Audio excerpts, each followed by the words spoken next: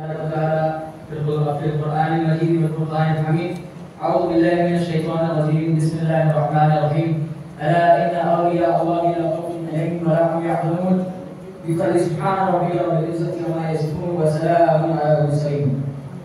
یک زمانہ بصحبت باولیا، یک زمانہ صحبت باولیا، بہترس 100 سالہ کا عہد بیریا، بہترس 100 سالہ کا عہد بیریا. حضرین کرام، چونکہ وقت کی بہت ہی تنگی ہے اور ابھی آپ نے ہمارے بیرونی مہمان کے زبانی ان کی مادری زبان میں یہ جو مقالہ ہے آپ نے سماعت فرمایا. چونکہ وقت بہت کم ہے، پہلے حضرت اللہ کا یہ حکم ہوا تھا کہ میں سیدھا ڈائریکٹلی آپ کے سامنے انگلش ٹرانسلیشن اور پھر اردو میں اس کا ترجمہ کروں، لیکن چونکہ وقت کم ہے میں آپ کو بس اس کی ایک چھوٹی سی چیز سمجھا دوں تاکہ آپ کو یہ چیز سمجھ میں آ جائے کہ شہر کا مقصد کیا ہے. آپ کو یہ سمجھ میں آ جائے کہ شہر کا مقصد کیا ہے. اب میں آپ کے سامنے اس مقالے کا شروعاتی ایک چیز یہ بیان کر دوں کہ میں جب یہ پہلی بار مقالے کا مطالعہ کر رہا تھا تو جیسے مولانا اشرفی صاحب نے آپ کو اپنی ایک بلبلاگیز انداز میں سمجھایا، میں نے اسی طرح اس مقالے کو اس طرح دیکھا ہے کہ جتنی چیز ہے، جتنا تصوف کا ڈیٹیل ہے، جتنی اندر ایک شخص تصوف کے اوپر ریسرچ کر سکتا ہے وہ اس تمام کے تمام مقالے میں موجود ہے.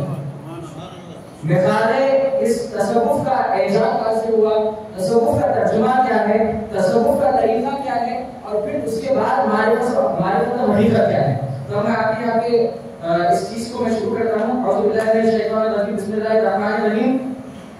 اب اسلام جو ہے، دین اسلام، اس کے 3 ستون. اسلام کے 3 ستون ہیں جس میں سے ایک ہے علم فقہ جو جس کے اندر آتا ہے شریعت، اور اس کے بعد آتا ہے اصول الدین جو ہے ایمان، اور اس کے بعد آتا ہے علم تصوف. جب یہ 3 ستون ملتے ہیں تو تب اسلام بنتا ہے. اب حضرین کرام، اس کا جو ایک دلیل ہے، اس کی جو دلیل ہے، یہ دلیل ہمیں ایک حدیث سے ملتی ہے جو حضرت سیدنا عمر رضی اللہ تعالیٰ عنہ کو روایت کرتے ہیں کہ جب جبرائیل علیہ السلام حضور اکرم صلی اللہ علیہ وسلم کی بارگاہ اقدس میں تشریف لائے اور آپ سے سوال کیا کہ اسلام کیا ہے، ایمان کیا ہے اور احسان کیا ہے. اسلام کیا ہے، ایمان کیا ہے، احسان کیا ہے. تو میں نے آپ کو یہ جو 3 ستون بتائے ہیں، یہی 3 ستون ہیں. جبرائیل علیہ السلام کو جو جواب دیا حضور اکرم صلی اللہ علیہ وسلم نے، وہ یہی کہا کہ علم الفقہ، اصول الدین ایمان اور علم تصوف، یہی اسلام ہے، یہی اسلام ہے. اب اس کے آگے تصوف ایک ایسی چیز ہے جو ایک خداوندی قدوس اور اس کے بندے کے قریب قرابت داری بڑھا کرتی ہے. اب اس کے بعد اس قرابت داری کے علاوہ ایک بندے کو اللہ کی ذات پاک میں کسی اور کو شریک کرنے سے، یعنی شرک سے اس شخص کو پاک کرتی ہے. اور اس کے علاوہ اگر کسی شخص کے اندر کسی قسم کی روحانی بیماری ہے، کسی روحانی علم مرض میں مبتلا ہے تو اس سے بھی اس شخص کا سفایا ہوتا ہے. اب اس کے بعد ہم اس کی دلیل ہے آیت قرآن پاک سے ہم یہ دیتے ہیں کہ انت عبد اللہ کأنک تراہ فإن لم تکن تراہ فإنہ یراک. جب آپ اللہ کو دیکھو، جب آپ اللہ کی عبادت کرو تو اس طرح کرو کہ اللہ آپ کو دیکھ رہا ہے. اور اگر یہ گمان نہیں کر سکتے کہ آپ اللہ کو دیکھ رہے ہیں تو پھر یہی گمان کرو کہ اللہ آپ کو دیکھ رہا ہے. تو اسی طرح آپ اگر اپنے عبادت میں صرف اللہ کا ہی گمان رکھیں تو آپ اللہ کے قریب ہو جائیں گے. اب اس کے بعد یہاں پر اپنا تصوف آپ پختہ کیسے کر سکتے ہیں، اس میں طریقہ یہ آتا ہے کہ تخلی اور تحلی. اب تخلی جو کہتے ہیں کہ ایک شخص جب اپنے جسم کو اور اپنی روح کو، ایک شخص اپنے جسم کو اور اپنی روح کو شرک سے اور تمام ناپاکیوں سے پاک کرتا ہے، اس کو کہتے ہیں تخلی. اور اس کے بعد جب آتا ہے تحلی، وہ اپنے آپ کا کردار بنانے میں اور اللہ سبحانہ و تعالیٰ کی قرابت داری بڑھانے میں، یہ ہوتا ہے تحلی. اب یہاں پر تحلی اور تخلی جو ہے اس کی دلیل بھی حدیث پاک میں موجود ہے کہ جب جنگ سے، جب صحابہ کرام ایک بڑی جنگ سے لوٹ کر آ رہے تھے تو آپ نے کہا الحمدللہ ہم بہت ہی بڑی جہاد سے اور جنگ سے واپس آ گئے. تو آپ صلی اللہ علیہ وسلم نے کہا یہ تو صرف جہاد اصغر ہے، یہ تو صرف چھوٹی جنگ ہے. تو صحابہ کرام نے کہا یا رسول اللہ، ہم نے ہماری مال، ہماری جان، ہر چیز داؤ پہ لگا دی، ہماری مال दांव पर लगा दी और आप इतनी बड़ी जंग को सिर्फ छोटी जंग कह रहे हैं, तो फिर बड़ी जंग क्या है? तो आप सल्लल्लाहु अलैहि वसल्लम ने कहा ये तो दुनिया की जंग है बेटे।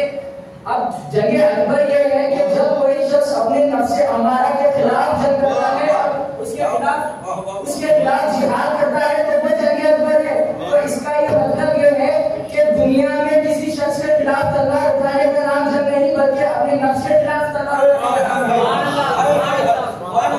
तसव्वुफ तालीम दुनिया में जंग, तसव्वुफ तालीम दुनिया में जंग करने का नहीं, बल्कि तसव्वुफ तालीम इस बात की देता है ये शख्स पहले अपने आप से जंग करे, अपने नफ्स से जंग करे, तो उसे कहते हैं इल्मुल अकबर। तो आप तसव्वुफ में जो तहल्ली और तहल्ली है ये हमें बताता है कि तुम अपने नफ्स से जंग करो, अपने किरदार को बनाओ। तो जब तुम इस मकाम पर पहुंचोगे तो उसके बाद तुम्हें तसव्वुफ क्या है वो पता चलेगा। अब उसके बाद तहल्ली और तहल्ली के अंदर आपको यहाँ पर 6 चीजें मिलते हैं, 6 प्रोसीजर्स मिलते हैं, यानी 6 स्टेप्स मिलते हैं जिस तरह से आप तसल्ली और तहल्ली के करीब होते हैं, यानी आप तसव्वुफ के करीब होते हैं, आप सूफिया इकराम के करीब होते हैं। अब इसमें क्या अल-अज़किया यानी अपनी रूह को साफ करना, सबसे पहला स्टेप, सबसे पहला सीढ़ी यहाँ पर जो है, पहली सीढ़ी बोले प्यूरिफिकेशन ऑफ द सोल, अपनी रूह को साफ करना। अब यहाँ पर दूसरा स्टेप आपका ये है अल-मुजाहिदा, अल-मुजाहिदा रेस्टिंग वन्स डिजायर्स, यानी आप अपनी जो नफ्स की ख्वाहिशात हैं वो ख्वाहिशात को मारना, इसे कहते हैं अल-मुजाहिदा, जो कि दूसरा स्टेप है। अब यहाँ पर तीसरा अल-मुहासिबा, आपका मुहासिबा करना यानी सेल्फ रिफ्लेक्शन एंड अकाउंटेबिलिटी, यानी आपने जो जो भी बुराइयां की हैं या आपके किरदार में किसी चीज की भी कमी है आप उसको पहचान कर उसकी माफी तलब करना, ये है तीसरा तसव्वुफ का तीसरा प्रोसीजर और तीसरा स्टेप, जिसे कहते हैं अल-मुहासिबा। और उसके बाद आता है अल-मुआक़बा, अल-मुआक़बा यानी डिसिप्लिनिंग वनसेल्फ, यानी आप अपने आप को एक डिसिप्लिन में लाना। अब डिसिप्लिन कैसे पैदा होगा? सबसे पहली कड़ी इसकी है कि आप 5 वक्त नमाजी हो जाएं।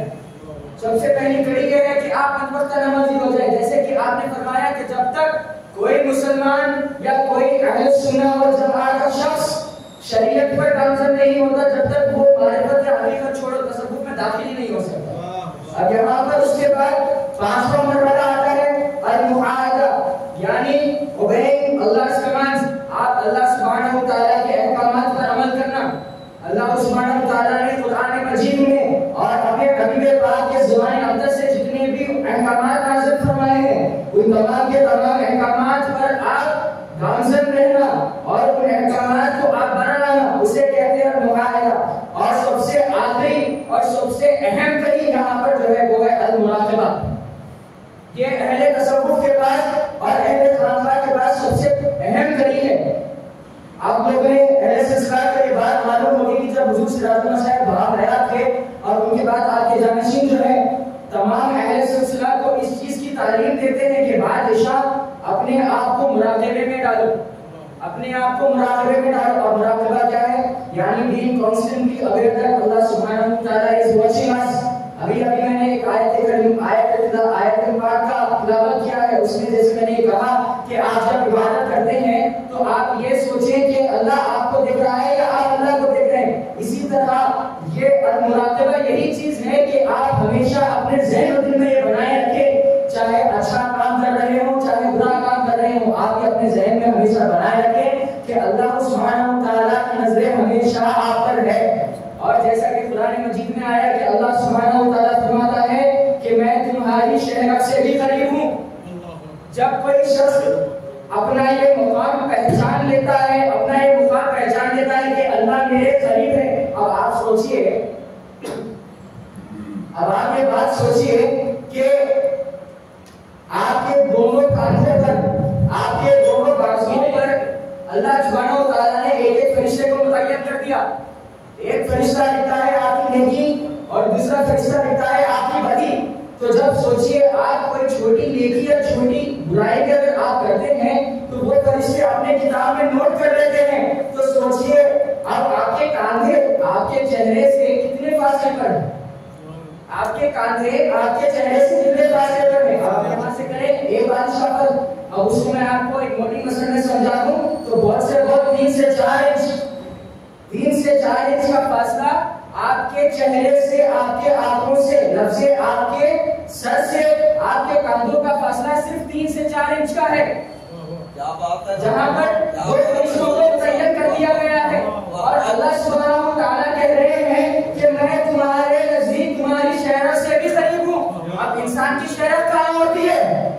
इंसान की शहरत उसकी गले के पास, इंसान की शहरत उसके गले के पास, और वो शहरत जाती है सीधे दिमाग और दिल के पास।